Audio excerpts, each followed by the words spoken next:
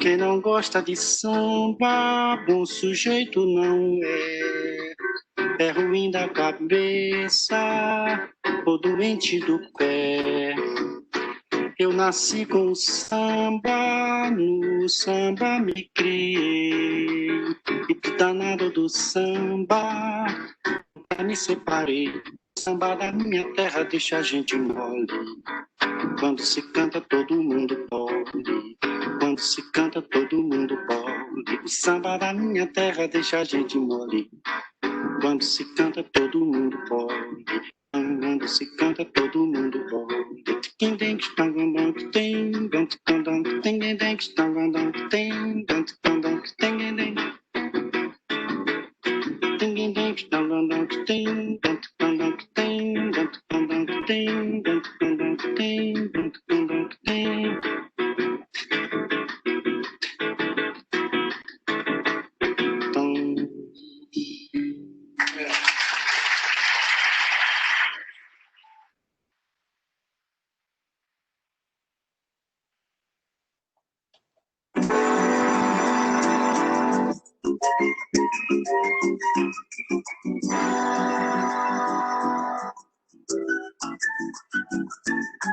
Dia de luz, festa de sol e um barquinho a deslizar no macio azul do mar. Tudo é verão e o amor se faz num barquinho pelo mar que desliza sem parar. Sem intenção, nossa canção vai saindo desse mar do sol. Beija o barco e luz, dias tão azuis. De volta do mar desmaia o sol e o barquinho a deslizar e a vontade de azul e o barquinho, coração, sangue uma canção. Tudo isso é paz, tudo isso traz uma calma de verão. Então, o barquinho vai, a tardinha cai.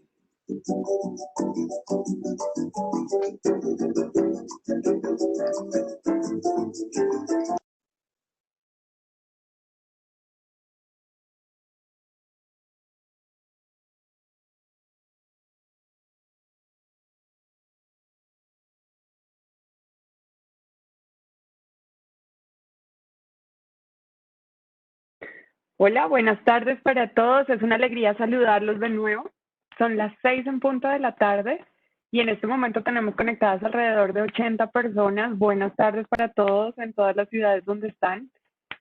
Pues tenemos 80 conectados, pero sabemos que este número va a seguir subiendo, pero arrancamos de una vez porque honramos la puntualidad en este proyecto.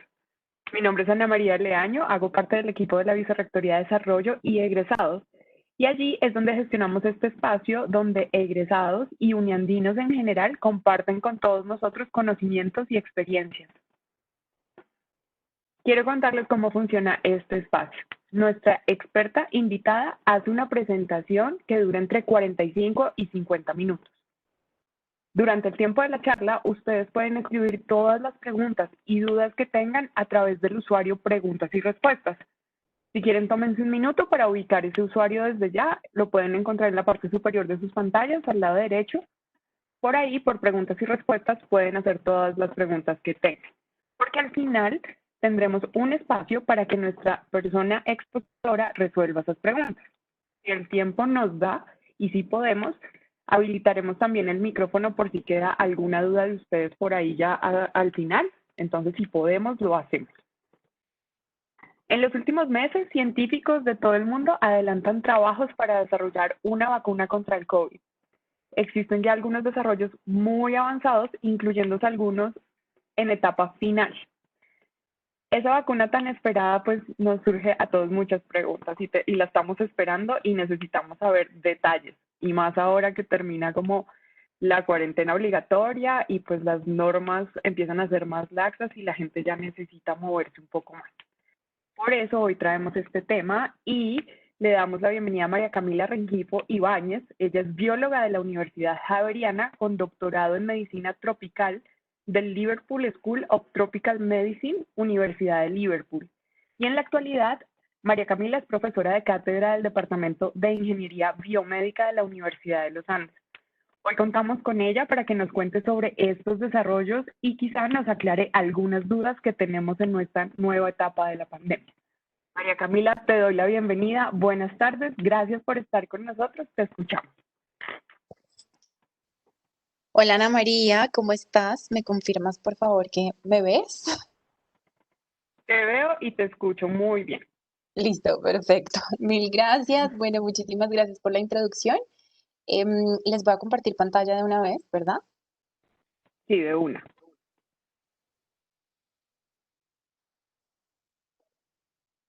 Un segundo, ¿me confirmas? ¿Ya se ve? Sí, ya la vemos. Bueno, listo. Entonces, vamos a iniciar. Pues como Ana María dijo, yo estoy acá para contarles un poquito cómo está la vacuna, para aclararles algunos conceptos que yo sé que en este momento se volvieron súper comunes y tal vez no los habíamos oído nunca antes. Voy a hablar un poquito de generalidades del virus, de conceptos que yo siento que son importantes para que entendamos lo que estamos viviendo. Y al final, pues la idea es que me puedan hacer cualquier pregunta que tengan. Bueno, entonces ya entrando en materia, pues hemos oído últimamente muchísimo a diferentes coronavirus, ¿cierto? Esta no es la primera vez que nos enfrentamos a un coronavirus, hemos tenido coronavirus en el pasado. Entre ellos, los más famosos, los más conocidos han sido SARS y MERS. Han sido epidemias que se han dado, SARS desde el 2002, MERS desde el 2012. Han tenido diferentes características, pero existen otros coronavirus también capaces para los humanos, que tal vez algunos no son tan peligrosos, digamos, como los que estamos viviendo, pero sí hemos tenido coronavirus presentes. Incluso nosotros acá en Colombia tenemos creo que aproximadamente el 5% de incidencia de otros coronavirus que son como un poco más comunes y causan básicamente un resfriado, pero existe. Mucho se ha hablado del origen del coronavirus. Entonces voy a tocar este tema un poquito. Digamos que se conoce que el origen de estos coronavirus pudo haber sido a partir de murciélago. Ese tipo de conclusiones se sacan por la homología que hay en los distintos genomas. Entonces, en este caso, por ejemplo, uno de los coronavirus que tiene un murciélago que se llama RATG13 es aproximadamente el 96,2% similar al coronavirus que estamos viviendo en este momento, que se llama SARS-CoV-2.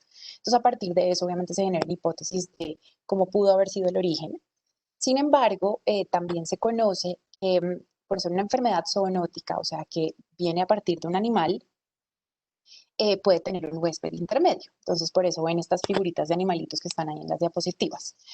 Se conoce que SARS pudo haber venido de civets, MERS de camellos, y en este caso se ha encontrado muchísima similitud con otros coronavirus que existen en pangolines. Los pangolines son supremamente traficados por sus escamas, entonces pues eso hace aún un riesgo más grande de contacto con los humanos. Digamos que este tipo de cambios no se dan del día a la mañana, se dan, es un proceso un poco más lento. Uno de los procesos por los cuales se pudo haber dado se llama recombinación homóloga, en donde, por ejemplo, el virus del coronavirus, del murciélago, perdón, y el virus del pangolín hacen un intercambio genético y esto genera una nueva variación del virus que hace que sea un poquito más propenso a infectar humanos y que por ahí, digamos que se pueda abrir la puerta a que se genere pues una epidemia mucho mayor. Sin embargo, pues es importante también tener, digamos, presentes ciertos conceptos un poco más epidemiológicos de cuál es la capacidad de cada uno de estos virus pues de infectar. Entonces, aquí quiero hacer como un paréntesis para hablarles del número básico de reproducción y el intervalo de serie. Estos son conceptos que nosotros ahorita en las noticias, por ejemplo, estamos oyendo. Entonces, es importante tener claridad sobre ellos porque también tienen mucho que ver en el tema de pues, generar protección y cómo vamos, digamos, a tratar de hacer un monitoreo sobre la epidemia una vez tengamos una vacuna. El número básico de reproducción es básicamente el número de personas que una persona puede contagiar. Entonces, para el caso del COVID-19, con SARS-CoV-2, que es el nombre del virus, Sabemos que es aproximadamente 3 personas. Para MERS era más o menos una persona, para SARS era más o menos 2 a 4 personas. Y el intervalo de serie también varía, entonces el intervalo de serie también tiene mucho que ver con la severidad de la enfermedad. Y es básicamente desde el momento en el que una persona contagiada puede mostrar síntomas. Este concepto con nuestro coronavirus actual es complejo porque sabemos que existen personas asintomáticas. Entonces, digamos que es un concepto difícil de aterrizar y pues básicamente solamente se puede hacer teniendo en cuenta las personas que sí desarrollan síntomas. Y es más o menos de 4 a 14 días.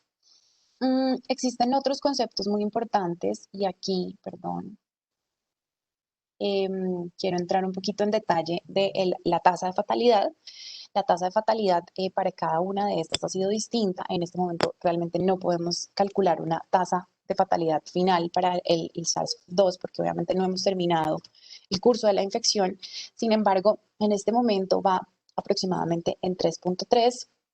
Seguimos contando, dependemos muchísimo de cómo sigamos en términos, por ejemplo, de diagnóstico, de testeo masivo. Y pues tenemos que revisarlo también una vez podamos implementar tanto tratamientos como vacunas. Bueno, seguramente han visto esta foto, sale muchísimo en las noticias. Este es el coronavirus, este es el personaje del que vamos a estar hablando hoy. El virus se llama SARS-CoV-2, la enfermedad se llama COVID-19 por Coronavirus Disease. Y este virus, entonces quiero explicarles un poquito de qué se compone.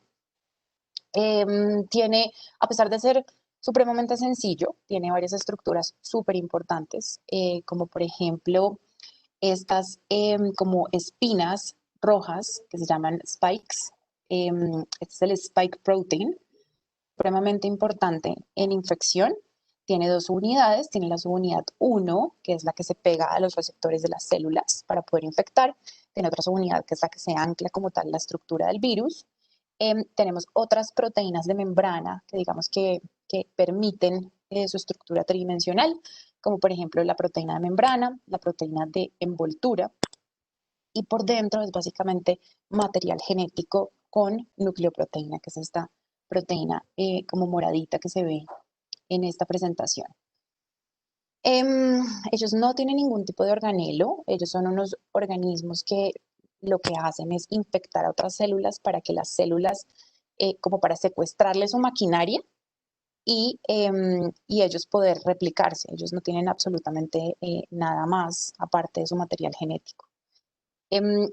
Esta gráfica que les muestro ahorita es un poco la organización de su genoma.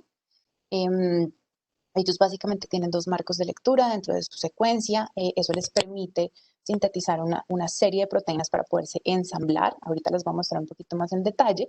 Y pues si comparamos con otras secuencias, como por ejemplo la de SARS y MERS, pues podemos ver que son súper similares. Entonces esto también es importante tenerlo en cuenta. Ahora bien, nosotros tenemos muchas defensas para pelear contra infecciones. Quiero hablarles un poquito de esto para que también entendamos la dimensión de hasta dónde llega nuestro sistema inmune y cómo actúa. Yo no trabajo generalmente con virus, trabajo mucho más con sistema inmune. Entonces, sí quiero explicarles esta parte. Básicamente, nosotros tenemos 3 líneas de defensa. Una línea de defensa es una barrera completamente mecánica, que es, por ejemplo, mucosas y la barrera que representa la piel, por ejemplo. Esa barrera, aunque uno no lo crea, es supremamente poderosa para eliminar patógenos, para tratar de eliminar la posibilidad que nos infecten, ¿cierto? Nosotros tenemos, por ejemplo, en mucosas, en saliva, en nariz, ciertas defensas también que nos permiten que esto se mantenga a raya. Son defensas totalmente no específicas, es una barrera, así tal cual como una pared. Y también existe una segunda línea de defensa, en donde son células del sistema inmune que básicamente lo que hacen es diferenciar lo propio de lo no propio. Ellas no conocen específicamente detalles, ellas lo que hacen es decir, como monitorear en el cuerpo, sencillamente esto me hace raro, esto no pertenece, yo tengo que atacarlo. Y la tercera línea de defensa es una línea de defensa muchísimo más específica, que lo que hace es ya generar una respuesta ya completamente enfocada por ejemplo, partes del patógeno específicas, ella se demora un poquito más en generarse, pero definitivamente es una respuesta mucho más específica y ella ya sabe, digamos, sabe diferenciar, es un virus o es una bacteria, y sabe diferenciar entre qué partes de cada uno podría atacar. Entonces, digamos que basándonos en eso, voy a explicarles un poco el mecanismo de acción del coronavirus y la manera en la que nosotros generamos inmunidad. En esta gráfica, les voy a ir señalando con el mouse, aquí está el coronavirus con su spike protein, con su envoltura, con su material genético. Él es capaz de infectar cualquier tipo de célula que tenga el receptor de angiotensina. Sin embargo, acá voy a hacer el ejemplo con como si entrara por vía respiratoria, infectara pues vías aéreas, y por pulmones, como si entrara directamente a infectar los alvéolos. Entonces, este dibujo que se ve acá es un alvéolo. Ese alvéolo está recubierto por vasos sanguíneos capilares pulmonares que permiten el intercambio gaseoso. Y si nosotros hacemos zoom en un alvéolo de estos, tenemos pues varios tipos de células, entre ellos, por ejemplo, neumocitos. Los neumocitos también son células responsables de ayudar en el intercambio gaseoso. Por ejemplo, uno de los neumocitos, el neumocito tipo 1, es encargado de liberar el surfactante, que es también supremamente importante para el intercambio gaseoso. Y se ha visto que la infección puede ser exactamente en los neumocitos tipo 2. Entonces, si yo le hago suma al neumocito tipo 2, lo que está pasando dentro de esta célula es que el virus básicamente entra como una llave en una cerradura por medio de este receptor, que es el receptor de angiotensina, y entra por medio de una vesícula por endocitosis y se internaliza en la célula.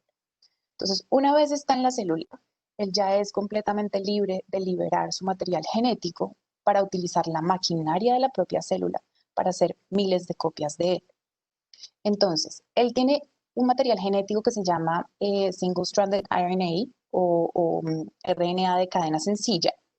En este caso es positivo, hay otros que son negativos. Pero entonces en el momento en el que eso se libera, él básicamente secuestra los ribosomas de la célula y empieza a sintetizar otras proteínas, entre ellas una polimerasa que hace incluso más copias de su material genético y permite que se produzcan todas las fichas para que él ensamble millones de copias de sí mismo. En últimas,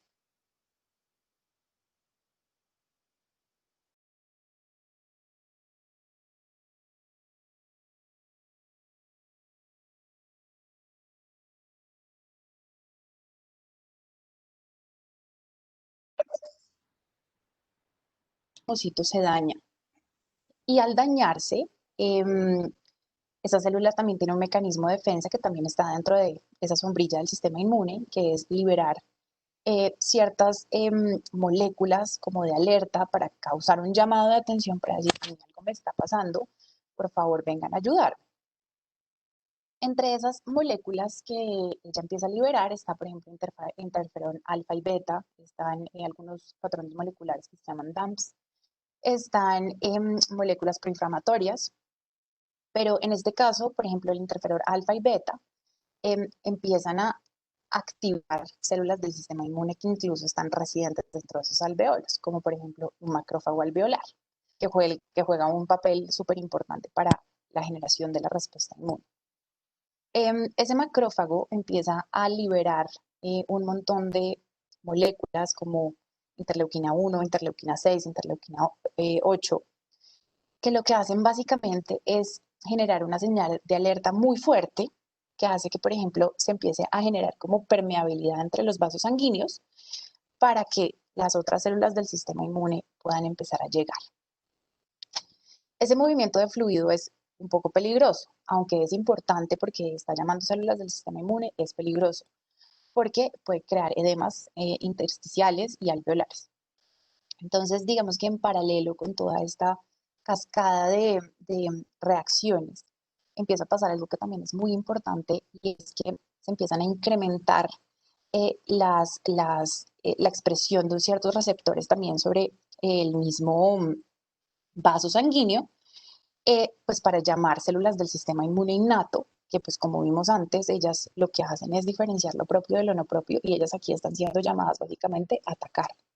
Entonces, esto hace parte de algo que muchos hemos oído últimamente, que es la tormenta de citoquinas. Aquí se está dando precisamente eso, una tormenta de citoquinas en donde, por ejemplo, esos VCAMs, que son los receptores, pues aumenta su expresión dentro de los vasos sanguíneos, llaman más neutrófilos y los neutrófilos llegan también a atacar.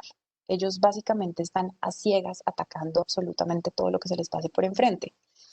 Los neutrófilos cumplen una función importante y es que, por ejemplo, ellos empiezan a liberar también moléculas pues, para atacar y para matar, entre ellas oxígeno reactivo, reactive oxygen species y proteasas. Esas proteasas, pues, ¿qué hacen? También empiezan a dañar las células que están dentro del alveolo y esto empieza a generar un colapso muy grande, aparte de también subir mucho el tráfico celular que hay dentro de ese pequeño alveolo. En últimas, pues esa migración de fluido a espacios intersticiales, se sale el surfactante, hay un incremento en la tensión superficial, de crecimiento en todo el intercambio gaseoso, básicamente se empieza a generar un problema muy grande. Hay casos de hipoxemia y pues, de dificultad respiratoria. Ahora, muchas de estas moléculas, específicamente las moléculas proinflamatorias, también tienen la capacidad de mandar señales, por ejemplo, al nervio vago, y eso lo que hace es generar un reflejo de tos. Y esa es la tos seca que conocemos de coronavirus. Adicionalmente, esas señales también pueden llegar al hipotálamo y el hipotálamo es el que se encarga de regular la temperatura. Entonces, en ese momento empieza a haber fiebre y la fiebre es un mecanismo de defensa que tenemos ante patógenos básicamente para generarles como un ambiente incómodo en donde ellos no podrían sobrevivir. O sea, como subiendo la temperatura, esperamos que por lo menos la replicación del virus baje un poco porque ellos se sentirían un poco incómodos y no estarían, digamos, en su temperatura perfecta. O pues esa es la hipótesis, digamos. Perdón, que no me pasa la diapositiva. Ya. Ahora, todo este proceso, si bien es un proceso de infección, en paralelo también se está generando un proceso de generación de la respuesta inmune. Entonces, esos macrófagos, esos neutrófilos, digamos, las células del sistema inmune de esa primera línea de defensa que ataca tan fuerte, también están haciendo un proceso muy importante que se llama presentación antigénica. Esa presentación antigénica es crítica para hacer un paso entre la segunda línea de defensa del sistema inmune y la tercera línea de defensa, que ya es mucho más específica y va a atacar puntos muy específicos del patógeno porque ya aprende, ya selecciona y ya digamos que se mejora mucho para poderlo hacer. Esta respuesta inmune tiene, digamos que, dos ramas. En el momento en el que hay una presentación de antígeno, generalmente un macrófago o una célula dendrítica lo que hace es comerse al patógeno y presentárselo, digamos, como partirlo en pedacitos y presentárselo al sistema inmune para que lo empiece a reconocer. Esto se puede dar, digamos, de dos tipos.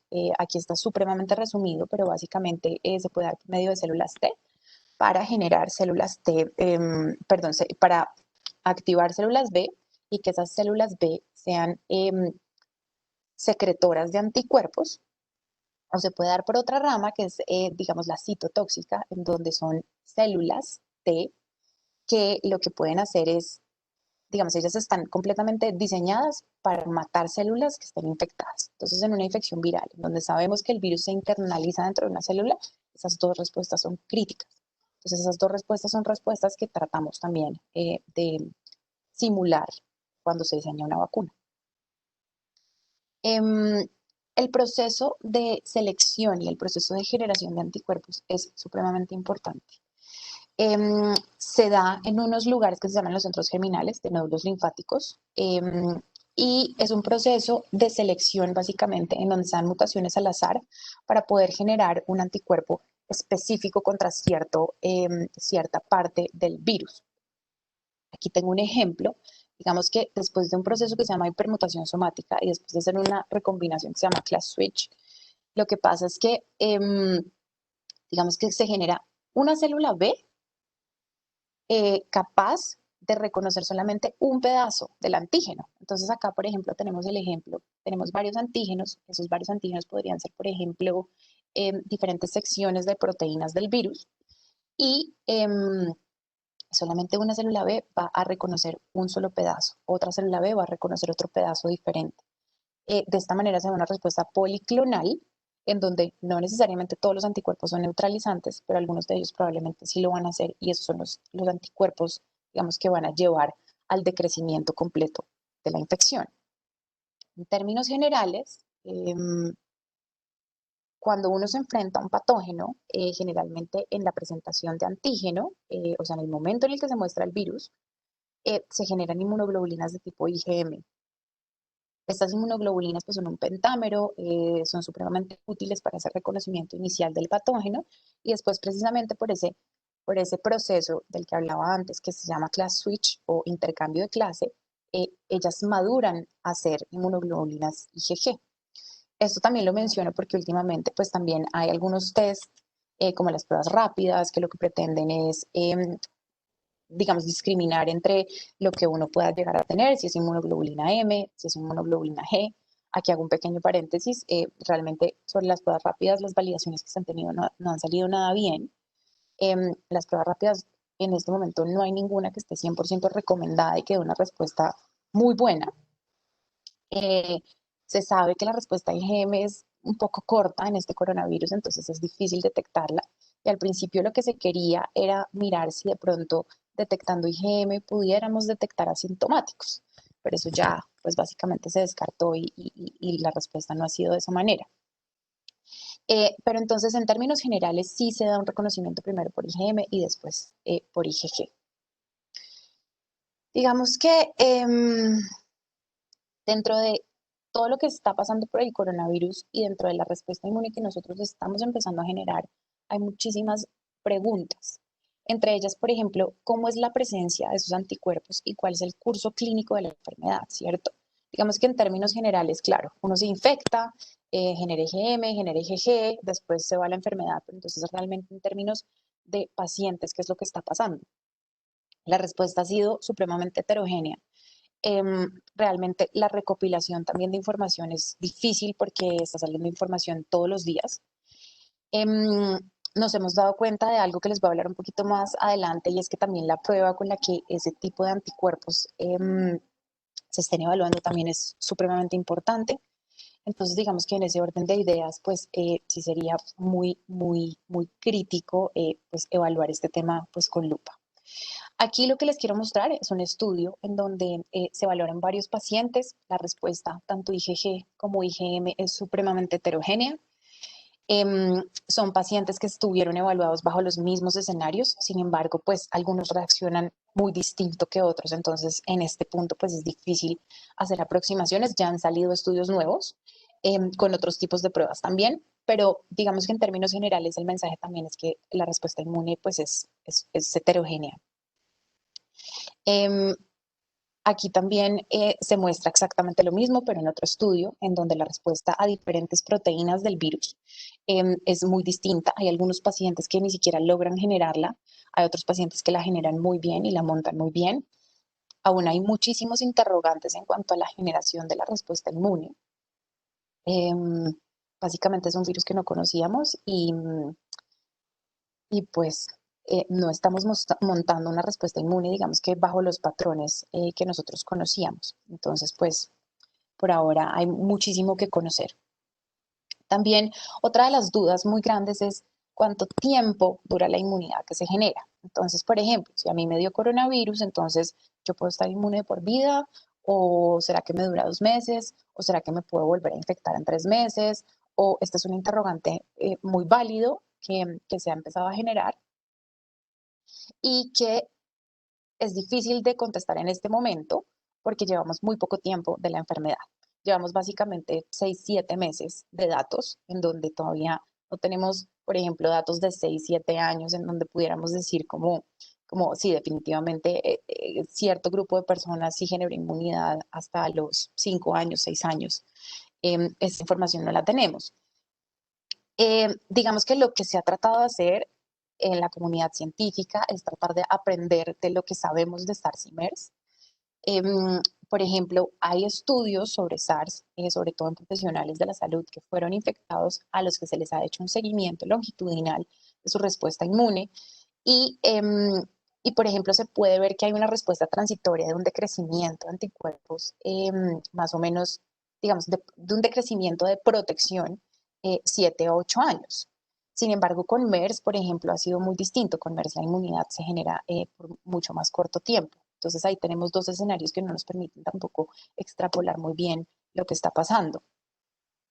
No sé si han oído, en estos últimos días se han visto las noticias de casos de reinfección. Entonces, a mí me han llegado también preguntas, por ejemplo, de, bueno, ¿qué está pasando? El virus está mutando un montón, entonces tenemos casos de reinfección. Ese podría ser un escenario, sin embargo, lo que se conoce del coronavirus hasta la fecha es que es bastante conservado. Se conoce que los casos de reinfección em, pueden ser porque la respuesta inmune sí empieza a decrecer después de unos meses. Esto no sería sorprendente, eso pasa también con otras enfermedades. Em, es difícil en este momento establecer por cuánto tiempo dura. Los casos de reinfección también han sido aislados. Sin embargo, se conoce que esos casos de reinfección han sido muy poco fuertes, han sido incluso asintomáticos. Hubo gente que ni siquiera se enteró que tenía coronavirus, sino porque le hicieron un test. Entonces, también es una buena noticia. Digamos que ahí se puede ver que el sistema inmune está actuando. No se sabe por qué es que sigue siendo detectable. Es básicamente eso. Varios estudios, digamos, continuando con lo de los anticuerpos, varios estudios han hablado de un poco del curso de la enfermedad. Se sabe, aquí por ejemplo, se parece que hay IgGs detectables de anticuerpos neutralizantes que pueden empezar a bajar después de las 8 semanas. Ahora, la respuesta a anticuerpos generalmente decrece. Lo importante es con lo que nosotros nos quedemos para poder enfrentar a las enfermedades posteriores. Sería imposible que la respuesta a anticuerpos, por ejemplo, que el título de las inmunoglobulinas G se quedara constante a través del tiempo, sería imposible, sería incluso peligroso. Lo que necesitamos es que, claro, que haga un curso de decrecimiento también, pero que nosotros quedemos con protección. Eso es básicamente lo que se quiere y lo que se trata de hacer o de imitar pues con una vacuna. Digamos que aquí quiero contarles sobre algo que ya les estaba mencionando un poquito antes. Es muy importante hacer el monitoreo adecuado de la respuesta inmune. Nosotros en este momento en AgroSavia estamos también participando en esto. Estamos montando una prueba precisamente para poder hacer el monitoreo de la respuesta inmune. Esto es algo que no va a parar el pasado mañana y precisamente pensando en esto queremos tener una prueba desarrollada en casa que no requiera de insumos, de importación de insumos, sino que sea un poco más fácil de manufacturar, precisamente para estudios de cero prevalencia y para estudios también de lo que nos toque revisar apenas nos llegue la vacuna. Nosotros en este momento estamos haciendo producción recombinante de 2 proteínas del virus. Una de ellas es RBD. RBD es específicamente la proteína por la que se une al receptor. Es un pedacito del spike protein. Y el spike protein es esta rojita que también les mostraba. Básicamente las estamos haciendo artificiales en el laboratorio. Lo que queremos hacer con ellas es inmovilizarlas en unas placas para poder hacer detección de los anticuerpos que presenta la gente en sangre y poder hacer un monitoreo de cómo ha sido la respuesta inmune. Estamos dentro del proyecto de cero prevalencia del Instituto Nacional de Salud. La idea es también medir los sueros que se midan dentro de ese proyecto con esta prueba y que nos permita, pues como les dije, tener algo de facilidad en Colombia para hacerlo. Esto es importante, perdón. Esto es supremamente importante porque digamos que el diseño racional de la vacuna también se basa en el conocimiento sólido sobre la inmunidad protectora. Entonces, nosotros queremos saber qué estamos atacando, ¿sí? De qué manera la estamos atacando para saber cómo diseñar esa vacuna. Apenas salió el genoma del coronavirus, pues hubo muchísimas aproximaciones a las vacunas. Ahorita ya les voy a empezar a hablar un poquito más. Sin embargo, pues todas estas tienen varias metas en común. La primera es generar anticuerpos neutralizantes, la segunda es no generar efectos secundarios, o sea, tratar de, digamos, imitar un proceso de infección sin enfermedad para poder generar anticuerpos, también poder generar una respuesta de células T robusta, o sea, permitir que el cuerpo al reconocer una nueva infección por coronavirus ya esté preparado para atacar esas células que están infectadas y también por anticuerpos. Realmente, a excepción del agua limpia, ningún otro factor, ni siquiera los antibióticos, ha ejercido un efecto tan importante en reducción de la mortalidad como las vacunas. Las vacunas son supremamente importantes para nosotros. Ha sido un avance impresionante en la humanidad. Para darles un ejemplo de cómo funcionan las vacunas, aquí tengo un gráfico que siempre muestro en mis clases. Es cómo ha sido la reducción de mortalidad después de la implementación de las vacunas. Acá lo vemos con tosferina, acá lo vemos con rubiola, lo vemos con difteria, con, con sarampión, aquí lo vemos con influenza, aquí lo vemos con muchísimas patologías y realmente eso es básicamente lo que queremos lograr de nuevo, pues esta vez con coronavirus.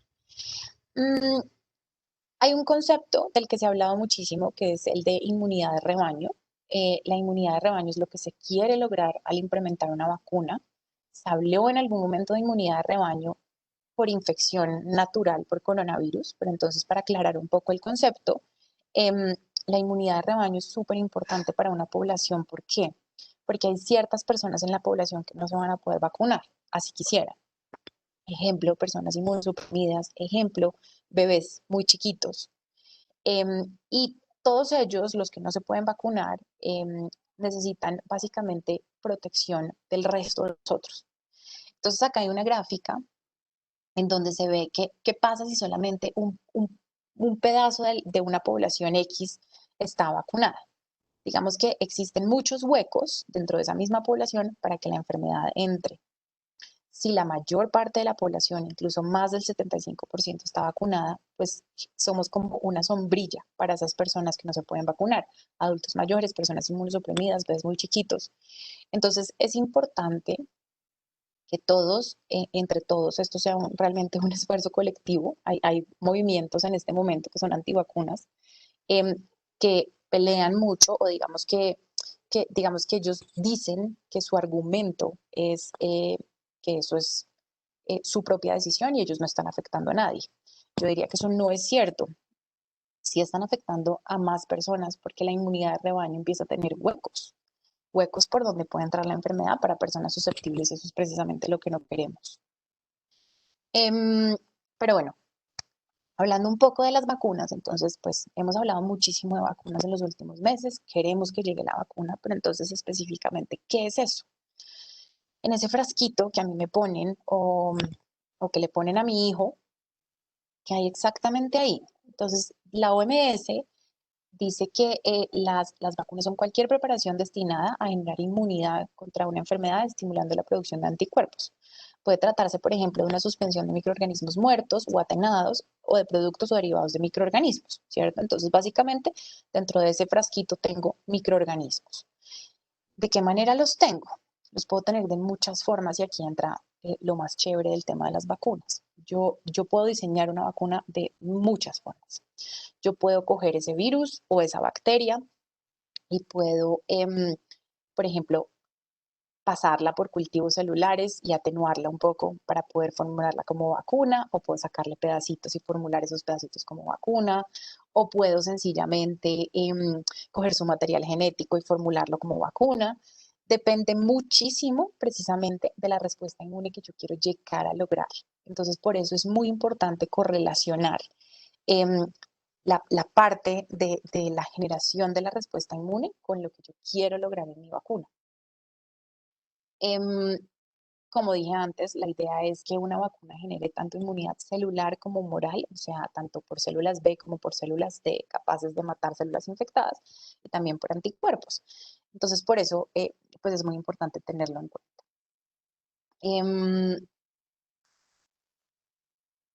Hablando de los tipos de vacunas que tenemos en este momento para coronavirus, voy a entrar hablando como de las vacunas, digamos, más tradicionales. Estas vacunas son supremamente tradicionales, llevan, digamos, esta metodología ha perdurado en la historia, y las usamos en este momento. Muchas de las vacunas de nuestro esquema de vacunación también son así. Unas son, por ejemplo, las que les decía de virus atenuados. Entonces, este es uno de los casos de las vacunas que están siendo en este momento evaluadas para coronavirus. Vamos a mirar cada uno de los tipos que se están generando. Las que son atenuadas, básicamente, ¿qué son? Son el mismo virus que sufre algún tipo de modificación para que ya no sea virulento, para que yo lo inyecte y no genere enfermedad. Ahora, atenuar un virus es complejo. Atenuar un virus requiere de tiempo. Yo lo meta, por ejemplo, en diferentes líneas celulares. Un tipo de vacuna de influenza se hace de esta manera, en donde yo, por ejemplo, ellas se hacen en huevos, entonces yo lo inyecto en el huevo hasta que ella, digamos que se acostumbra a ser un poco más infecciosa en el huevo y no en el humano, entonces ya no es peligrosa en el humano. Estas vacunas son muy buenas, por ejemplo, sarampión, fiebre amarilla, polio. También se están realizando algunos esfuerzos en este momento para hacer de este tipo más tradicional para coronavirus. Son difíciles de manufacturar, requieren el virus vivo, requieren que uno lo atenúe a través del tiempo, entonces se demoran. A gran escala podría ser un problema. Con influenza, pues digamos que la producción es un reto, coronavirus sería también pues un reto. La otra metodología es sencillamente matarlo, ¿cierto? Inactivar completamente al virus, inyectarlo. Esa metodología también se lleva a cabo para otras patologías actualmente. Sin embargo, pierde la capacidad de infectar. Entonces, como está muerto, pues sencillamente se muestra como algo que no pertenece ni al sistema inmune y no desencadena, por ejemplo, respuestas celulares de tipo T, de células tipo T, muy fuertes. Entonces eso también tiene sus ventajas y sus desventajas. Es muy fácil es más fácil que la atenuada de manufacturar, pero de todas formas, pues es, digamos que podría generar problemas en cuanto a la generación de una respuesta inmune real, sobre todo siendo un virus que los virus se internalizan dentro de las células. Hay otras que son vectores virales, que quiere decir que yo básicamente cojo otro virus, como por ejemplo la Universidad de Oxford, el grupo del Jenner Institute, está haciendo ese tipo de vacuna. Ellos tienen experiencia con adenovirus de chimpancés. El adenovirus de chimpancés no causa ningún tipo de patología humana. Entonces, básicamente lo que ellos hicieron fue una pequeña como ingeniería en donde metieron la información del coronavirus dentro del adenovirus y de esta manera pues se empieza a generar protección. ¿Qué pasa? Es una muy buena metodología porque el virus es capaz de infectar y demostrar los antígenos que queremos generar, contra los que queremos generar protección sin ningún tipo de enfermedad. Las otras son proteínas vacunas basadas en proteínas.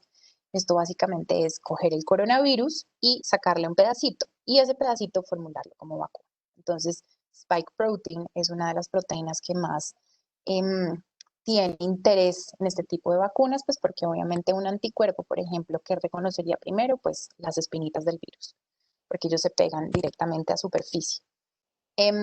También existen algunas iniciativas en donde son este pedazo de proteína, básicamente para formularlo.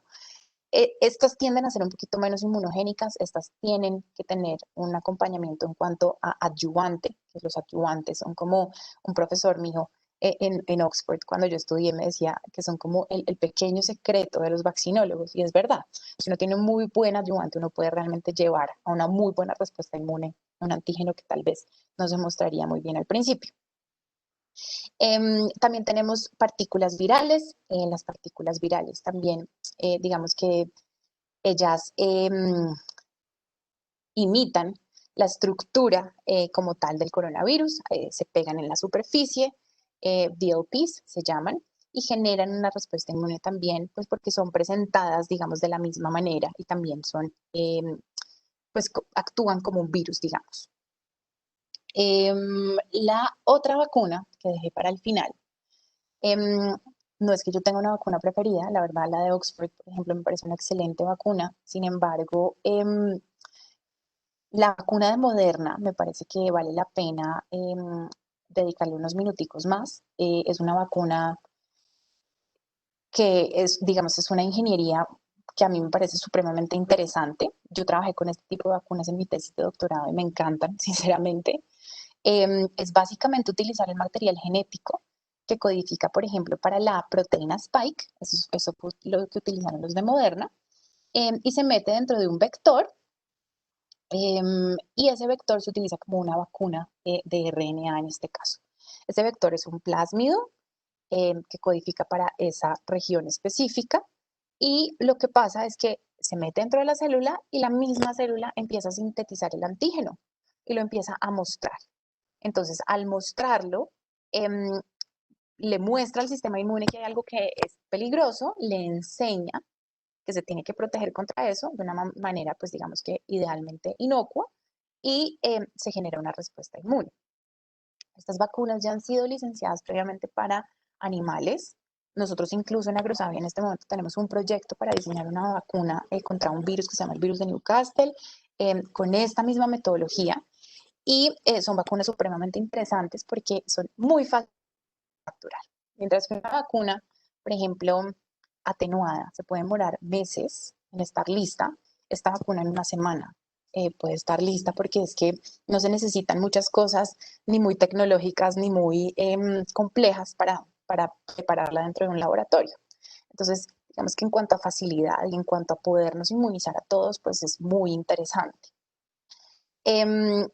Estas vacunas también, digamos que lo que está pasando es algo importante, porque estas vacunas podrían también, digamos, eso es como una tercera generación, y, y podríamos empezar a mirar otras patologías también para poder diseñar vacunas de este tipo, que son muchísimo más fáciles de implementar, reducen un montón de costos y de pronto podrían ser más sencillas. Sin embargo, pues nos falta todavía un proceso grande de pruebas. Solo para ponerlos, digamos, en contexto, esta es un resumen de cómo es ese viaje a través de las vacunas. Es supremamente largo generalmente. Las cosas que se están haciendo en este momento son en tiempo récord. Se están dando lo más rápido que se puede bajo los mejores estándares de seguridad, de tener un producto que realmente no le haga daño a las personas, que genere una buena respuesta inmune, que se pudiera también pues implementar en diferentes rangos de edad, en diferentes poblaciones, que esos son, digamos, el propósito de los triales clínicos. Generalmente este proceso puede durar 5 años, incluso más.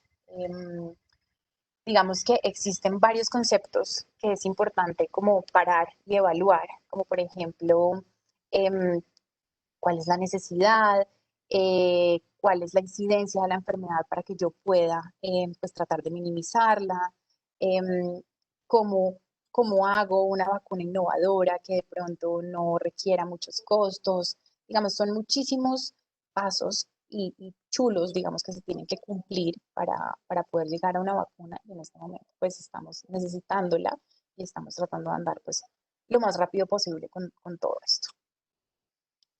¿Cómo se hacen los triales? Los triales básicamente tienen 4 fases. Empiezan con una fase 1 que es muy pequeña y que lo que quiere determinar es como la seguridad y la dosis. Después, digamos que se empieza a implementar en grupos un poquito más grandes, como por ejemplo la fase 2, que lo que quiere hacer es mirar cómo fue precisamente esta respuesta. Después se va subiendo un poco la cantidad de personas.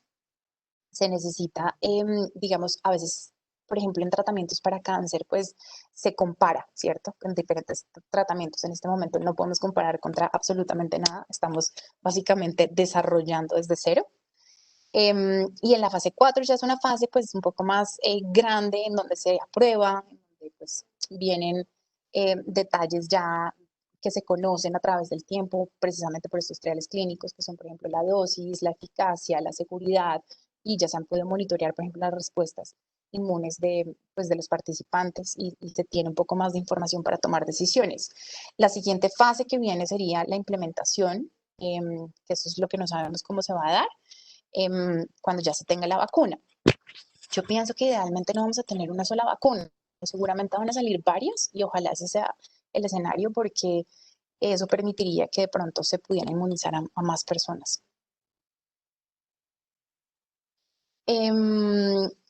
Esto lo saqué hoy de una noticia. Hay muchísimos candidatos para vacuna. Realmente vamos a tener vacuna. Yo de eso estoy casi segura, solo que no sabemos cuándo. Necesitamos realmente evaluar que sea eficaz, que sea segura y que sea pues implementable, digamos, en la población. La primera vez que yo di esta charla fue el 26 de abril del 2020. En ese momento habían 82 candidatos a vacuna, habían 7 candidatos en evaluación ya clínica, porque también hay una fase preclínica importante que es en animales. En este momento, al 28 de agosto, de acuerdo a la Organización Mundial de la Salud, ya hay 33 candidatos a vacuna en evaluación clínica. Hay varios nombres que nos suenan muy bien, que es por ejemplo el de la Universidad de Oxford, que es una vector viral. Está también el adenovirus tipo 5, que es de Beijing. Está también Sinovac, que es inactivada. Está también la del Instituto de Wuhan, que también es inactivada. Y está pues la de Moderna, que es de RNA. Y la de Pfizer también, que es de RNA. Por ahora eso es lo que quería contarles. Creo que casi me pasa un poquito del tiempo. Pero bueno, me gustaría saber qué preguntas concretas tienen. Yo sé que hay muchísimas preguntas sobre el tema de la vacuna, de incluso del diagnóstico y como tal del funcionamiento del coronavirus. Entonces, pues me gustaría también poderlas resolver. Bueno, muchísimas gracias, Camila. A los asistentes, pues los quiero invitar, si quieren formular ustedes mismos su pregunta usando el micrófono, pueden utilizar la herramienta de levantar la mano. Hay un icono con forma de mano en la parte encima del chat. Y mientras tanto, ya hemos ido recogiendo algunas preguntas que nos hicieron al usuario, preguntas y respuestas a través del chat. También pueden escribirle a este usuario. Entonces tenemos una primera pregunta.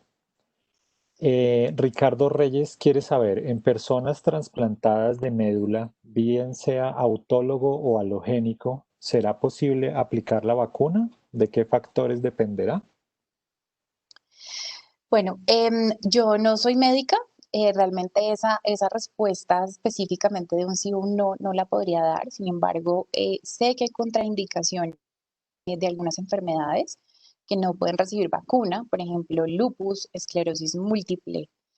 Sé que hay varios tipos de restricciones en cuanto a esto, entonces eso ya tocaría revisarlo, pero pues precisamente la idea es que las personas que no se pueden vacunar pues estén protegidas por la inmunidad de rebaño, que es la que estaba explicando ahorita. Entonces, ese punto sí tocaría revisarlo directamente con un médico, pero si todos nos vacunamos idealmente, pues podríamos tener algo de inmunidad de rebaño para las personas que no podrían. Listo, muchas gracias Camila. Voy con otra pregunta antes de abrir los micrófonos. Esta es de José Jaramillo. Él quiere saber si las vacunas alteran el código genético. ¿Es posible que esto ocurra o cómo evitarlo? Bueno, muchas gracias por hacer esa pregunta. A mí me circularon un video hace poco sobre una médica afirmando esto.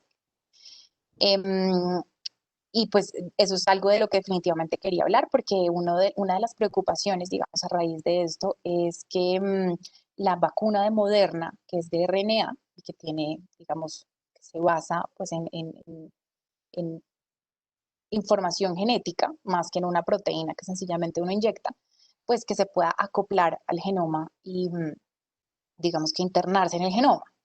Esa es la afirmación, básicamente, y lo que yo puedo decir es que esto no es posible, así no funciona la ciencia de las vacunas.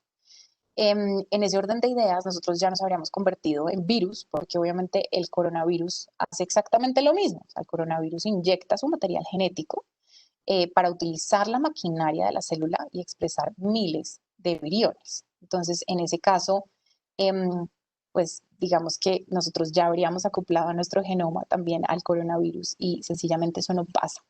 En momentos en que ya se da la replicación celular, y además pues el sistema inmune juega también su gran papel en eliminar estas células, digamos, infectadas. En el momento en el que se da la replicación celular, eso ya no se incorpora.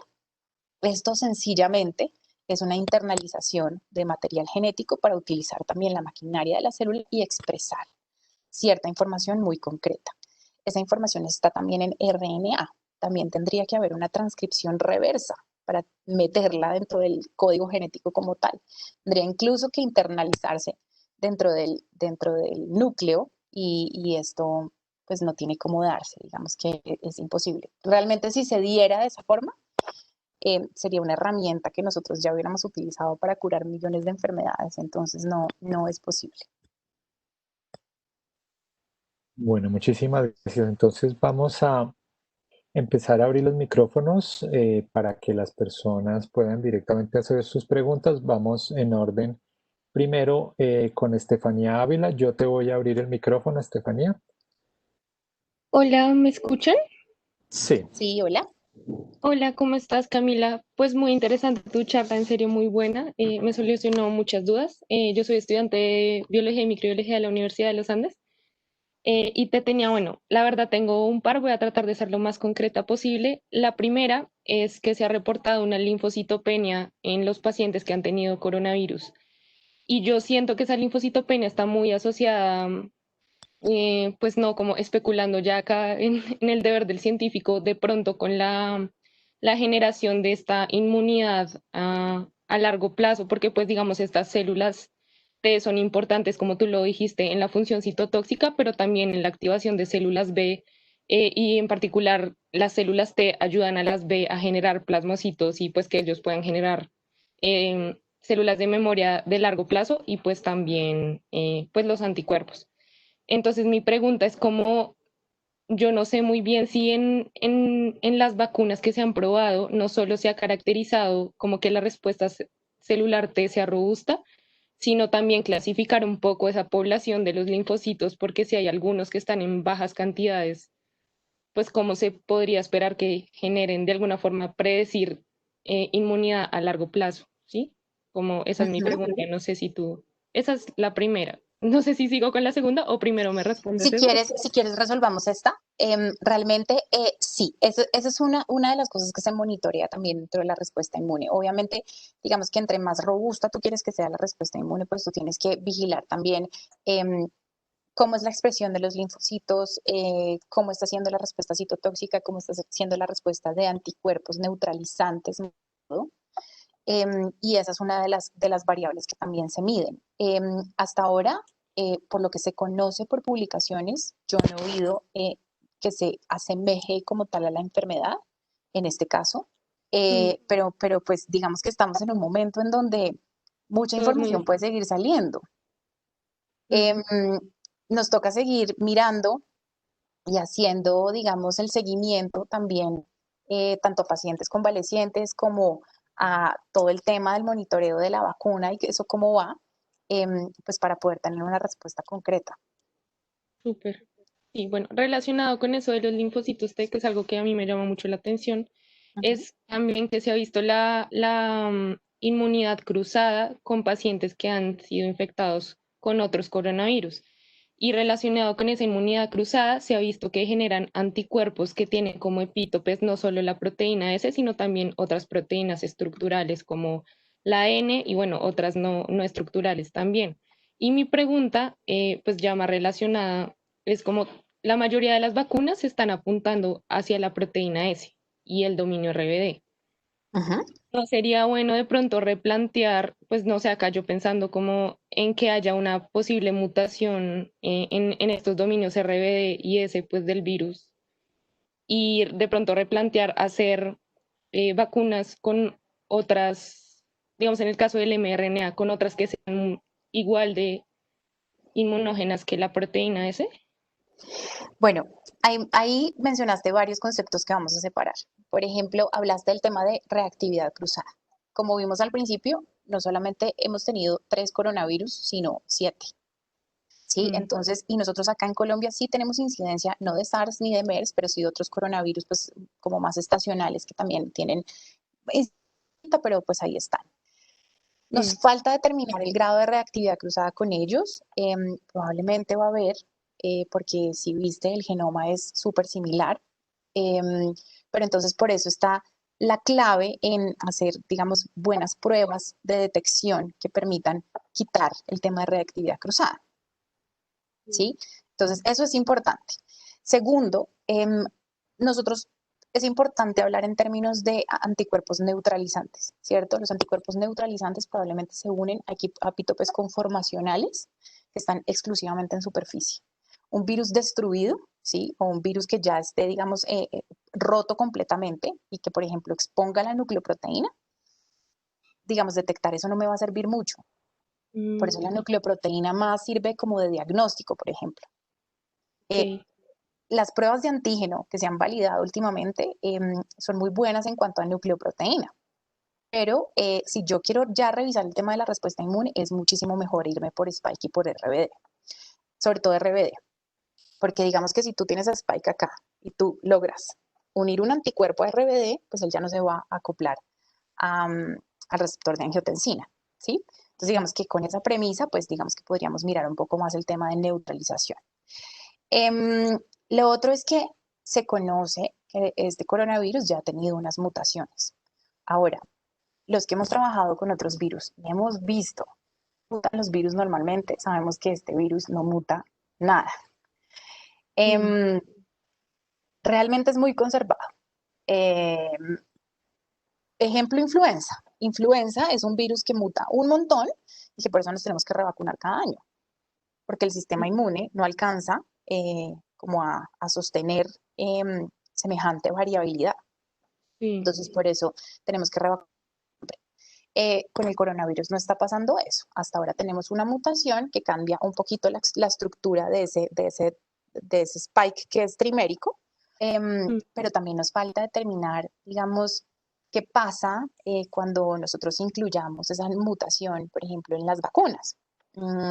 Por ahora la hipótesis es que no mucho, porque es que no ha cambiado mucho, pero de todas formas también es posible hacer vacunas que cambien en el tiempo. Y ejemplo, otra vez, la influenza. Entonces, por eso también a mí me gustan un poco las vacunas de RNA, porque eso permite que tú las puedas modificar fácilmente. Entonces, esa podría ser una muy buena opción.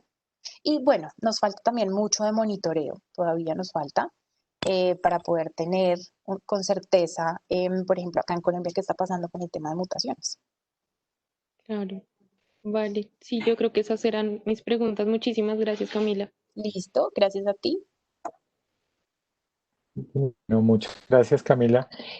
Para ir alternando entre preguntas que nos han enviado por el chat, que son bastantes, voy a hacer una que se ha repetido muchas veces y pues creo que lo mencionaste durante la charla, pero tiene que ver con el cuándo estará la vacuna, cuándo llegará a Colombia, cuándo empezarán las pruebas. No sé si nos puedes decir algo de eso. Bueno, yo creo que esa pregunta no la hacemos todos los días, porque es una situación muy compleja la que estamos viviendo. Una vacuna obviamente nos aliviaría muchísimos problemas. Sin embargo, yo no sé decirles cuándo. Hay algunas personas que se han atrevido como a decir que de pronto en año y medio, que de pronto en un año. Yo creo que yo no soy tan arriesgada porque conozco el proceso tanto de diseño como de las manufacturas de esos productos. Parece que empezando porque depende mucho de cuál, ¿cierto? Cuál vaya a ser la que salga seleccionada o cuáles a partir de los triales clínicos. Y a partir de eso vamos a saber cuánto tiempo va a demorarse manufacturarla. Entonces, pues yo espero que sea pronto. Si fuera, por ejemplo, la de Moderna, probablemente ya se puede manufacturar más rápido, más fácil y se podría, digamos, que implementar un poco más rápido. Esto también se me sale a mí un poco de las manos porque depende mucho como de un tema político, ¿cierto? De lo que sea el gobierno negocie en cuanto a cómo se va a traer la vacuna, en qué poblaciones se va a utilizar, o sea, en qué grupos poblacionales, por ejemplo, seguramente sector salud, los médicos que están en primera línea se van a vacunar, ¿Qué va a pasar con los niños? ¿Qué va a pasar con adultos mayores? No lo sé. Esa es mi respuesta, pero pues realmente sí estamos avanzando. Muchísimas gracias. Bueno, ahora sí vamos con las personas que han levantado la mano. Voy a abrir el micrófono a Gonzalo Ortiz. ¿Estás ahí? Hola, sí, buenas tardes. ¿Me escuchan? Sí, hola Gonzalo. Bueno, Camila, primero que todo, muchas gracias por la exposición, porque a pesar de ser un tema tan técnico, creo pues que yo no soy médico ni nada, soy ingeniero, pero creo que entendí muchas cosas. Mi pregunta, Camila, iba dirigida un poco hacia lo que estabas comentando antes, y es, si puedes, naturalmente, y se sabe en qué puntos, en qué organismos está apoyando el gobierno colombiano para hacer esta toma de decisión tan importante como es la posible traída de la primera vacuna. Seguramente después vendrán otras, pero quería preguntarte si sabes y si nos puedes compartir en qué o cuál es la estrategia, la metodología que está utilizando el gobierno colombiano en aras de traer la vacuna a Colombia. Y la segunda pregunta, muy cortica, tu opinión en cuanto a la vacuna rusa, su inmediatez, su efectividad, su seguridad. Era eso, Camila, y nuevamente muchas gracias. Bueno, pues no tengo mucha información sobre cómo va a manejar el gobierno esto. Sé que el gobierno, pues obviamente está apoyado por las decisiones del Ministerio de Salud. El Ministerio de Salud asimismo está apoyado mucho por el Instituto Nacional de Salud. Sé de primera mano que el Instituto Nacional de Salud ha estado trabajando durísimo, por ejemplo, por la validación de pruebas diagnósticas. También está trabajando mucho para poder medir, pues con este proyecto, el tema de cero prevalencia, para poder también, digamos que una vez tengamos respuestas de cero prevalencia, vamos a poder saber cuál es el tamaño real de la infección en Colombia, y eso nos permitirá asimismo tomar decisiones acerca de los grupos poblacionales a vacunar y cómo implementarlo. Me imagino que esa es como la línea de trabajo que tendrá el gobierno. Más allá de eso, la verdad no sé. Me imagino que la sociedad de inmunología, las personas que de pronto están involucradas, por ejemplo, en el tema de sueros de convalecientes, me imagino que tendrán algún tipo de como de decisión, pero la verdad estoy improvisando, no tengo idea cuál será como la línea de trabajo de ellos, la verdad. Sobre lo que me preguntas de la vacuna rusa, opino que es una vacuna sin triales. Opino que definitivamente acá la ciencia se tiene que seguir para todas, y es importante que se evalúe la seguridad y la eficacia de cualquier producto que vaya a ser usado en humanos. Entonces, pues en ese orden de ideas, yo diría que la podremos comparar con el resto en el momento en el que haga lo mismo y en el que se conozcan los resultados de sus triales. Muchísimas gracias, Camila. Bueno, voy con otra pregunta que se ha repetido bastante dentro de lo que nos han enviado y tiene que ver con el tratamiento con plasma. Creo que hay una pregunta que resume muy bien las dudas. Dice, ¿el tratamiento de plasma de recuperados que se usa en el Hospital San José funciona como vacuna? Los conceptos son muy diferentes. El plasma de convalecientes es un proyecto que a mí me encanta. Es un proyecto que se ha hecho en otras partes del mundo, y básicamente lo que implica es que si yo soy una persona que me dio coronavirus, yo tengo inmunidad protectora contra la enfermedad. Por lo tanto, mi plasma y mis anticuerpos pueden ayudar a la severidad de la enfermedad de otro. Entonces, esto se basa en que a mí me sacan sangre, y el plasma de esa sangre que contiene los anticuerpos neutralizantes o que puedan ser protectores o que me ayuden a pelear la infección, pues se los transfiero a otra persona para ayudarle. Este tipo de terapias lleva siglos con nosotros. En la misma terapia se basan los antivenenos. Los antivenenos se producen así, se genera inmunidad en un caballo y esa inmunidad se pasa a la persona a la que mordió una serpiente, por ejemplo. Y lo mismo con escorpiones, etc. Esta inmunidad no quiere decir que a mí me pasen, digamos, las células que permitan pelear con la enfermedad. Es sencillamente los anticuerpos. Y los anticuerpos pensémoslos como unas banderitas rojas. O sea, los anticuerpos son banderitas que lo que hacen es pegarse en el virus para que las células del sistema inmune básicamente las puedan detectar y las puedan eliminar. Entonces, no imita una vacuna, porque una vacuna sí está entrenando a mi sistema inmune para que cuando yo vea el virus pelee contra él, ¿sí? Esto es algo un poco más transitorio que ayuda a pelear con la enfermedad, pero es una terapia que ha demostrado ser supremamente buena en muchas partes del mundo y acá en Colombia, pues que lo estemos haciendo me parece muy bueno. Muchísimas gracias. Bueno, vamos a intentar evacuar las preguntas de las personas que quieren abrir sus micrófonos. Vamos con Carolina Castillo. Hola, sí, buenas tardes, ¿me escuchas? Sí, hola Carolina.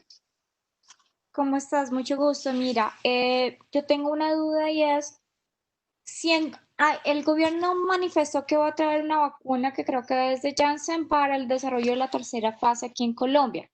¿Cómo Ajá. sería el desarrollo de esa tercera fase aquí en Colombia? Bueno, eso depende mucho de la compañía que vayan a traer. Digamos que no me atrevo mucho a hacer aproximaciones sobre cómo será.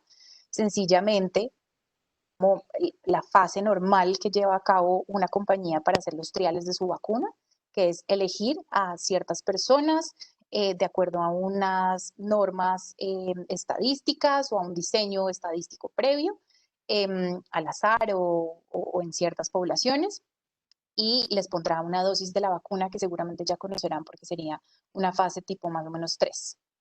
Entonces, básicamente así sería. Pero esa fase 3 estaría ligada con algún centro de investigación o con alguna universidad o simplemente se escoge al azar una población y se aplica. ¿Cómo desde tu experiencia en otras cosas consideras tú que se podría hacer? Generalmente sí se hace con una alianza. Por ejemplo, yo sé que la de Oxford, por ejemplo, también pues con la Universidad de Liverpool, incluso con la Escuela de Medicina Tropical en donde yo estudié, pues hay como un programa para voluntarios para poder poner la vacuna y probarla. Generalmente sí se hace en alianza, pero eso ya depende mucho como de los detalles en los que la compañía vaya a entrar a Colombia y las negociaciones específicas que se harán. Ah, ok, listo. Muchísimas gracias. De nada. Bueno, gracias. Vamos a abrirle el micrófono a Gloria Isabel Vélez. Hola, buenas noches. Hola, Gloria. Mira, yo tampoco tengo nada que ver con la medicina ni con nada de ese tipo de cosas, también soy ingeniera, pero sí tengo una información que les puede resultar interesante y tengo una pregunta. Pues varias preguntas, a ver, dentro de lo que yo te oí y que te entendí, dices que este es un virus que casi no muta, pero que ya tuvo una mutación. Así fuera leve, tuvo una mutación. Quiero saber, ¿esas vacunas que van a salir son vacunas para una sola vez? O sea, ¿vamos a quedar inmunes con una sola dosis o se van a tener que repetir? Bueno, mira, aquí tenemos básicamente 3 escenarios, ¿cierto? Hay un escenario que es el escenario ideal, que es, por ejemplo, el del sarampión, ¿cierto? En donde a ti, pues, te da una vez o te vacunan una vez y básicamente duras inmune para el resto de la vida. Tenemos otro escenario, que es, por ejemplo, el del tétano o el de incluso la influenza, en donde a ti te toca revacunarte porque no alcanzas a generar, o sea, generas una inmunidad protectora, pero esta no dura por tanto tiempo. Y el otro caso es, por ejemplo, VIH. En el VIH se monta una respuesta inmune, sin embargo, esta respuesta inmune no te sirve a través del tiempo y no genera neutralización de la enfermedad. Sí. Lo que yo te diga sobre la vacuna en este momento, precisamente para eso son los triales, ¿no? Para ajustar, por ejemplo, yo a cuánto tiempo tendría que hacer un boost para poder robustecer la respuesta inmune, dependiendo del transcurso de la respuesta de las células C, de citotóxicas y de las células B, que son las generadoras de anticuerpos. Entonces, depende de muchos factores y depende también del tipo de vacuna. Sí. Entonces, en términos generales, pues nos tocaría esperar. Entonces, mira, la siguiente pregunta y ya después yo les voy a informar la información que yo tengo, es esa vacuna de Janssen, o sea, del negocio de Johnson Johnson que se llama Janssen, esa vacuna con referente a todas las vacunas que tú nos presentaste, ¿cuál va a ser esa vacuna? Esa vacuna, si no estoy mal, es la vacuna, esa creo que es inactivada. si no estoy mal. A ver, Pues, no, aquí yo tenemos la lista. no tengo idea pues sobre eso, pero a ver, la información que yo tengo, que muchas personas, pues he visto que en las preguntas dicen que muchas personas quisieran saber cuándo vas a ver y la vacuna. Yo les Ujú. comento que uno de los directivos de Janssen, y cuando hablo de directivos no son, o sea, o sea, en esa organización, ser un director es como ser un vicepresidente. Es una persona que estudió conmigo en la universidad y que es muy amiga mía. Y ella me comentó que la vacuna de Janssen va a salir para los Estados Unidos en febrero del año entrante. Va a salir más de 100 millones de dosis en febrero del año entrante. Eso es una realidad, o sea, inclusive me mandó el pantallazo de su computador. Ella ya con respecto a nosotros en Latinoamérica, ella me dice que para Latinoamérica posiblemente salga en septiembre del año entrante, pero cuando estamos hablando de Latinoamérica, no necesariamente estamos hablando de Colombia, ¿cierto? Porque ahí sí, reitero, como tú dijiste, depende mucho de las negociaciones que haga el gobierno colombiano con, con los laboratorios, ¿cierto? Bueno, otra cosa que también considero es que de todas maneras, independientemente de eso, las vacunas pues no van a llegar en las cantidades que nosotros, los de Latinoamérica, vamos a necesitar. Empezando porque Brasil es un país con tal número de personas y México es otro país con tal número de personas pues, que seguramente la vacuna no va a llegar y va a alcanzar para todo el mundo. Entonces yo me imagino que ya se tendrán que tener decididos en los gobiernos cómo van a empezar a aplicar la vacuna.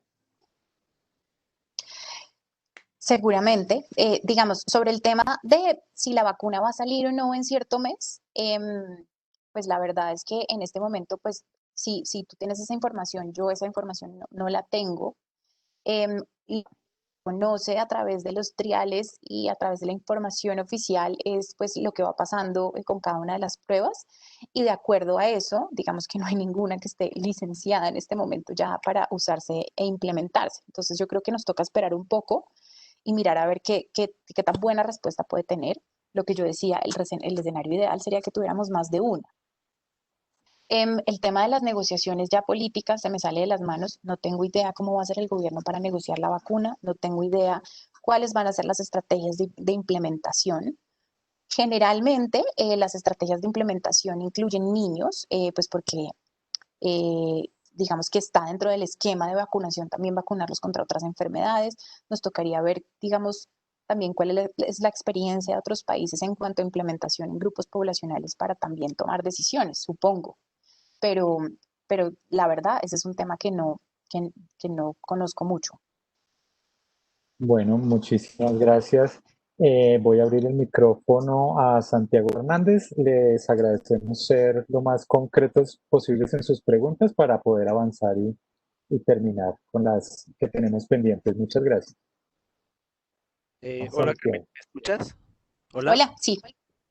Mira, mi pregunta es muy sencilla. En la tecnología, esas vacunas de ADN o de ARN, ¿cómo se hace para que el target de esas vesículas sean las células que presentan los antígenos? ¿O cómo funciona para que se produzcan los antígenos que generan la respuesta inmune?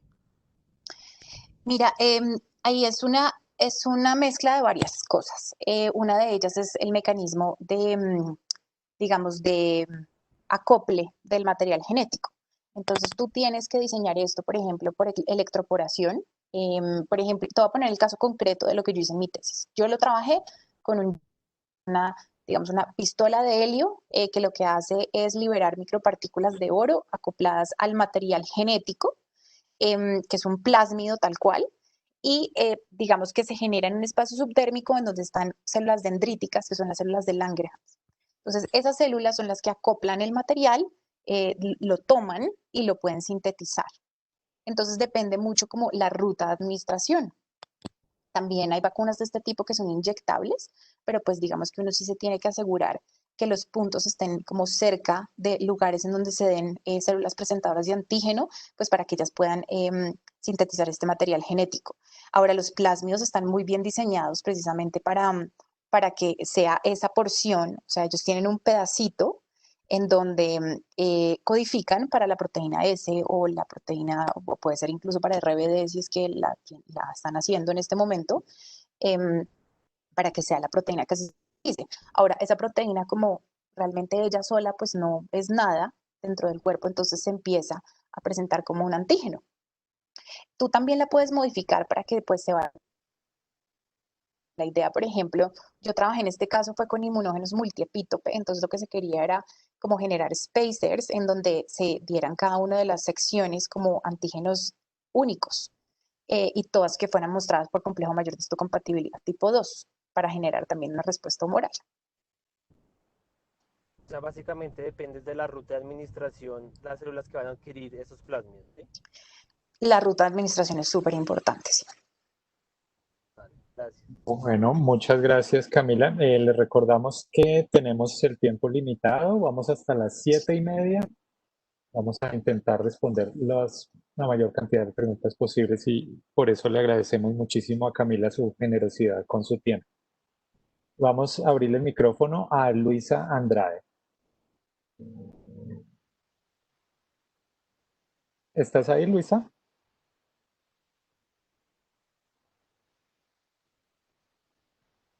Bueno, continuemos. Voy a abrir el micrófono de Mauricio Falla. Buenas noches, doctora Camila. Tengo una inquietud que está relacionada mucho con lo que se habla en redes. Tengo aquí en la mano un WhatsApp en donde se dice que las vacunas tipo RNA de última generación intervienen directamente en el material genético del paciente y por lo tanto cambian el material genético individual, que representa la manipulación genética, algo que ha sido prohibido y hasta ahora considerado criminal. ¿Usted nos puede aclarar un poquito como para tener argumentos a la gente pues que lanza este tipo de afirmaciones, no sé si basadas en la realidad? Bueno, esa pregunta ya no la habían hecho antes. Voy a resumirla muy corto.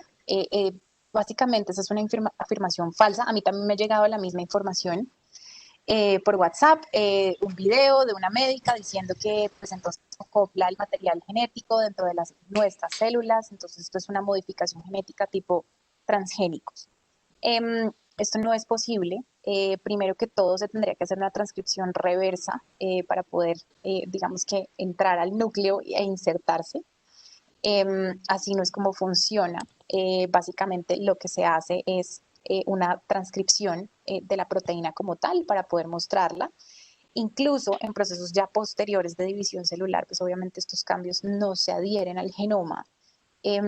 Nuestro genoma también es supremamente vigilado. Si nosotros pudiéramos básicamente acoplar pedazos de RNA, tendríamos un montón de virus incluidos en nuestro genoma, porque pues lo que decía precisamente en la explicación que di antes es que pues el coronavirus también hace algo muy similar, inyecta RNA dentro de las células y básicamente las células pues lo transcriben por los ribosomas.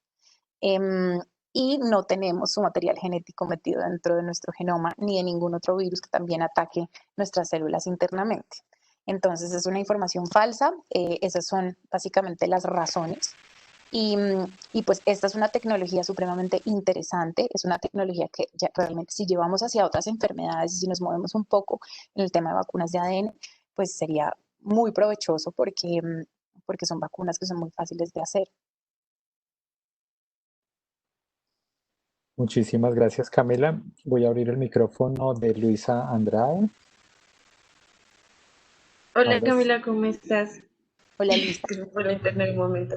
Es que quería preguntarte, que no me queda muy claro, o sea, tú dijiste que las vacunas de RNA pues se hacen más que todo, o sea, ese plasmido se tiene que inyectar más que todo o estratégicamente como en células presentadoras de antígeno, como dendríticas o algo así, ¿cierto?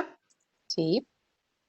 Pero existe la posibilidad de que se inyecte o por alguna extraña razón llegue como a otra célula del cuerpo y no se pueda generar una respuesta tóxica como bastante fuerte o no sé. Pues digamos que la idea es que una célula la internalice y la muestre dentro en su superficie. generalmente lo que pasa cuando ella no se internaliza es que se degrada, porque es muy fácil Ok. degradarse. Entonces, no es algo Bueno, que le se agradezco presente. mucho, doctora. Muy amable. Listo. Gracias. Bueno, muchas gracias. Vamos ahora a abrirle el micrófono a José Andrés González. Muy buenas noches, Camila. Mucho gusto, Andrés González. Una pregunta. ¿Hay una enfermedad causada por un virus que genere la misma cantidad de muertos o más actualmente en el mundo y con el mismo poder de contagio e impacto que el COVID-19? ¿Sí debemos preocuparnos más por el COVID o por otras enfermedades? Gracias. Pues mira, el COVID-19 es bastante delicado. Ya pasamos la incidencia y, digamos, las cifras de varias enfermedades. Si bien la tasa que mostramos de mortalidad, digamos que todavía falta ajustarla y digamos que no se ve muy alta, pues es que se está contagiando, digamos, el poder de contagio es muy alto. Entonces llevamos muchos contagios y eso es peligroso, porque además, pues si tú calculas, no sé, el 4% del mundo entero, pues es un montón de gente muerta. Entonces, sí es delicado, sí estamos viviendo una situación que es supremamente crítica, sí hay que cuidarse. Es algo que yo creo que ya lo hemos visto de cerca, que ya seguramente algún familiar, algún conocido ya le dio coronavirus y es algo que no sabemos porque a algunos les da muy leve y a algunos les da muy fuerte. Entonces, esa es la parte crítica. A las personas que les da fuerte, pues puede ser mortal y es supremamente peligroso y pues nos toca seguir cuidando. Muchas gracias. Bueno, muchas gracias, Camila. Tengo otra pregunta que nos hicieron por el chat que es muy corta. Dice Adriana Parra, ¿Colombia tiene capacidad para producir vacunas para este virus? Depende mucho del tipo de la vacuna que se vaya a licenciar. Por ejemplo, por ejemplo, si la vacuna que saliera después de los triales clínicos fuera una vacuna, por ejemplo, atenuada, probablemente yo creo que no tendríamos la capacidad. Nos tocaría trabajar mucho, por ejemplo, en lugares que tengan bioseguridad tipo 3 para poder hacer la manipulación del virus, que esa es otra de las cosas que también nos ha quedado supremamente difícil con esta pandemia acá en Colombia. Áreas en donde podamos manipular el virus tranquilamente, que tengan la bioseguridad que se necesita. Si fuera una vacuna de ADN, probablemente sí, porque es mucho más sencilla. Si fuera de vectores virales, también tocaría como entrar a mirar si de pronto Becol tendría la capacidad. Hay otras empresas de manufactura de vacunas que también de pronto podrían tener como facilidades de producción, ejemplo FinLab, que es de vacunas veterinarias. Nos tocaría entrar a mirar, pero depende mucho del tipo de vacuna. Muchísimas gracias. Bueno, ahora vamos a abrirle el micrófono a Iván Darío Cortés.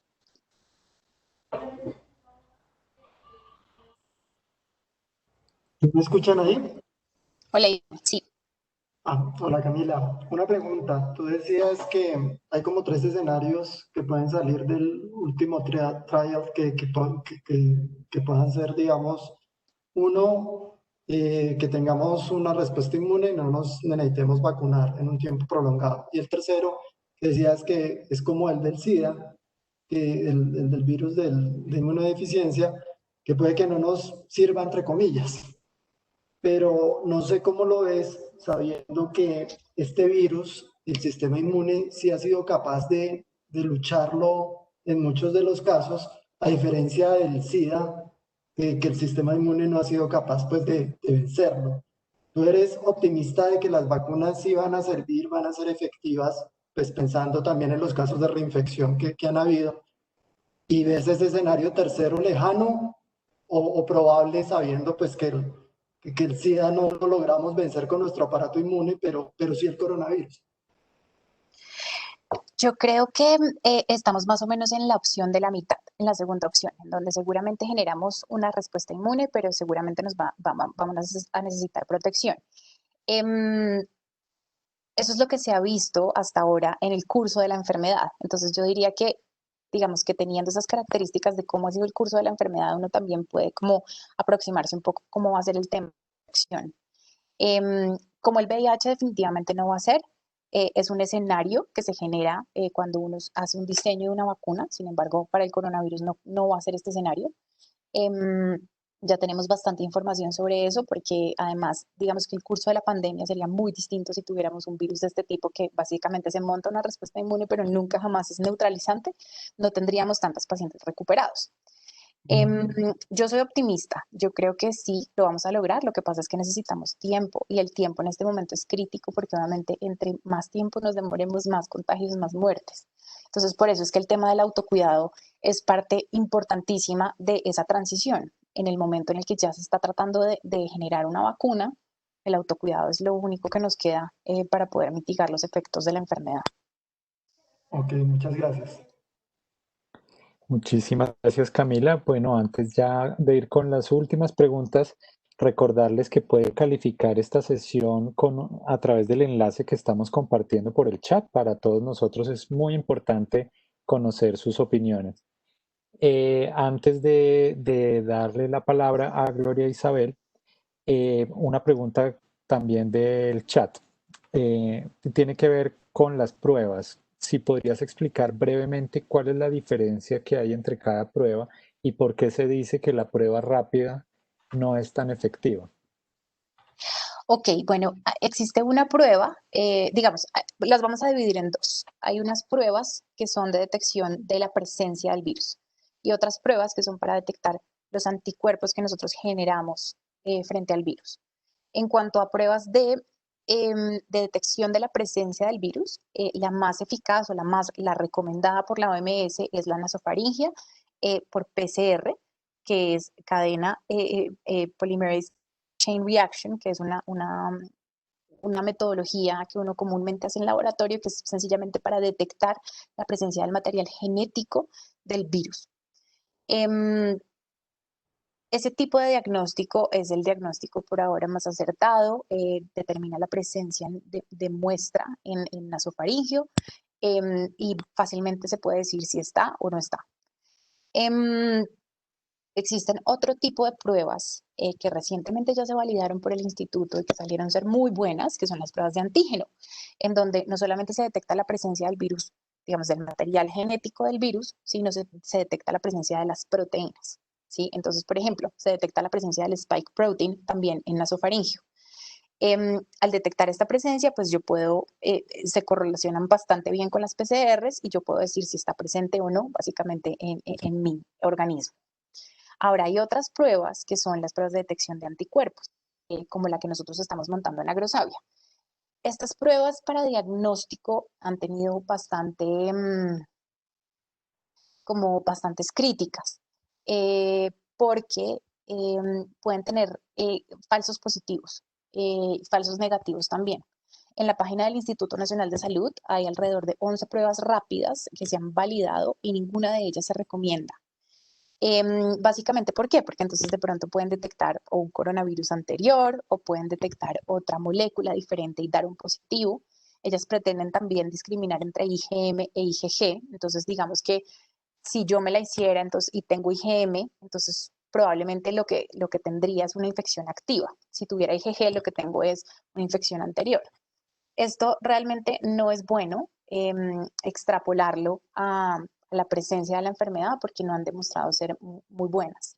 Hay otras también de medición de anticuerpo que son muchísimo más robustas y que ahorita ya se van a empezar a implementar, como por ejemplo la prueba de ELISA que nosotros estamos montando en Agrosavia, y esto puede permitir hacer un monitoreo de la respuesta inmune, más es para otro objetivo, no es para el objetivo de detección como tal de la enfermedad.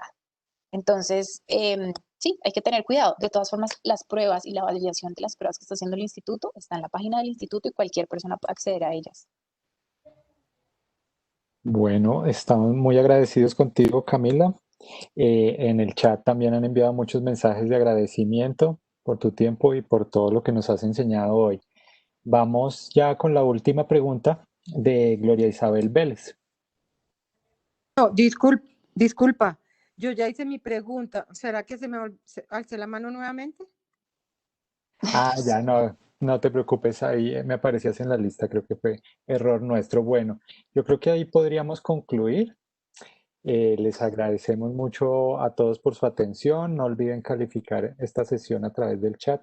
Y muchas gracias, Camila, por tu tiempo y por tus respuestas. Muchísimas gracias a ustedes. Bueno, cualquier cosa, cualquier duda, pues quedo súper pendiente.